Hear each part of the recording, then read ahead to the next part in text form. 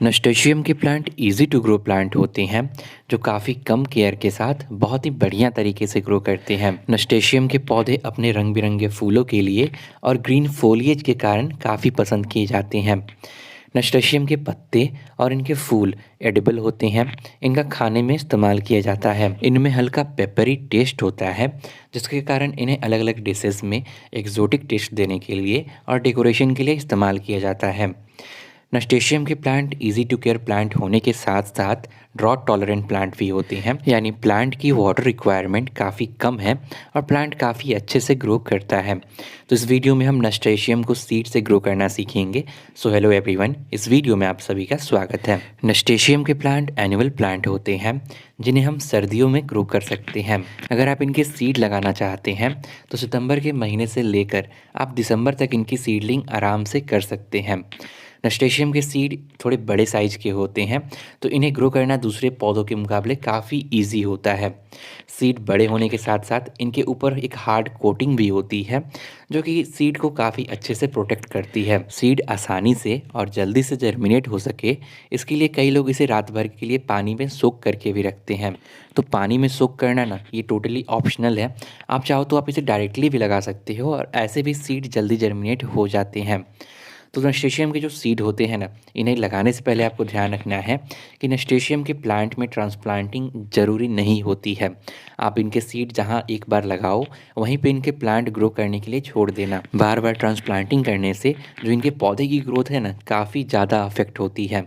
इसलिए आप कोशिश करना है कि एक बड़ा सा गमला लेना और उसी गमले में डायरेक्टली इनके सीड बो देना। अब सीड लगाना ना बहुत इजी होता है।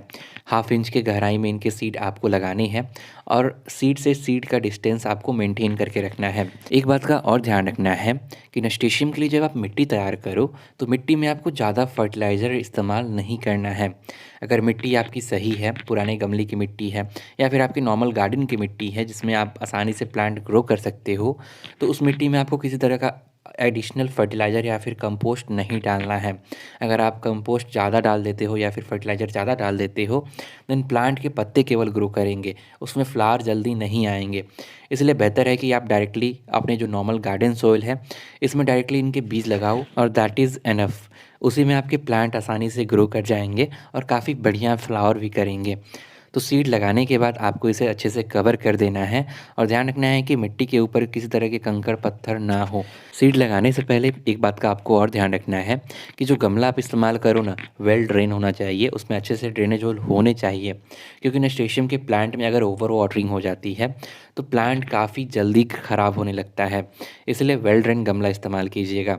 तो सीड लगाने के बाद आपको इसमें प्रॉपर्ली वाटरिंग कर देना है, अच्छे से पानी देना है और अपने गमले को फुल सनलाइट वाले लोकेशन पे रखना है। तो बस कुछ ही दिनों में आपके सीड जर्मिनेट हो जाएंगे और उसके आगे का प्रोसेस हम फिर कंटिन्यू कर सकते हैं।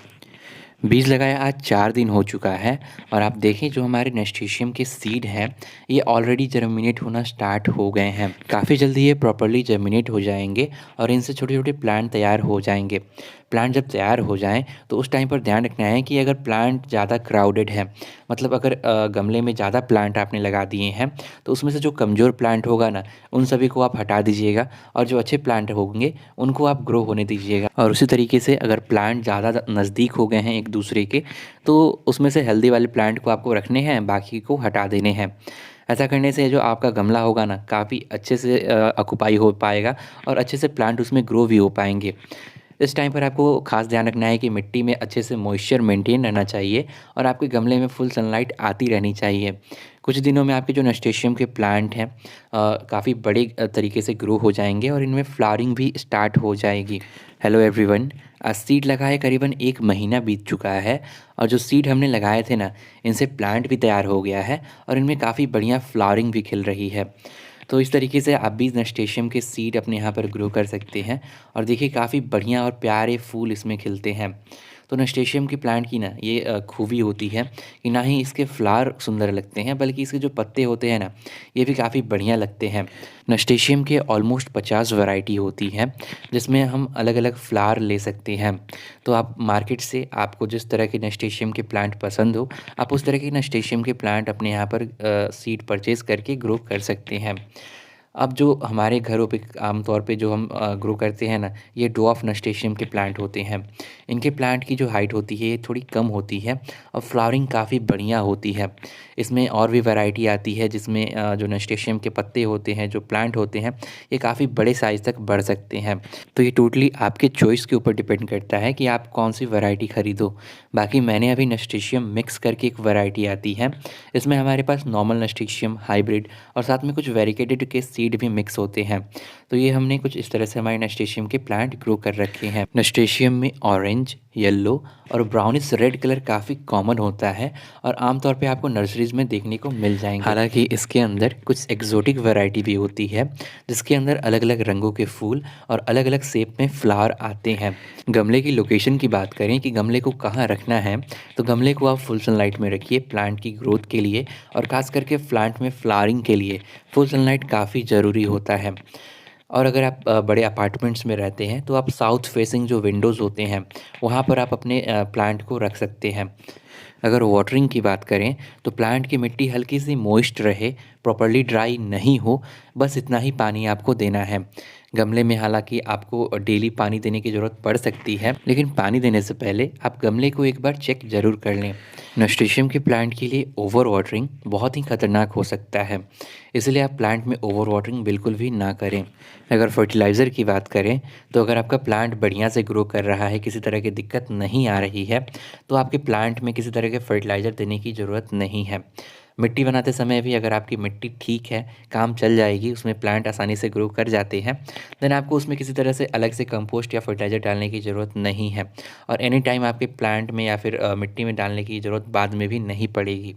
लेकिन वहीं अगर आपका प्लांट का ग्रोथ थोड़ा स्लो हो गया है, प्लांट थोड़ा मतलब ठीक नहीं लग रहा है, इन दैट केस आप लिक्विड फर्टिलाइज़र का इस्तेमाल अपने प्लांट में कर सकते हैं।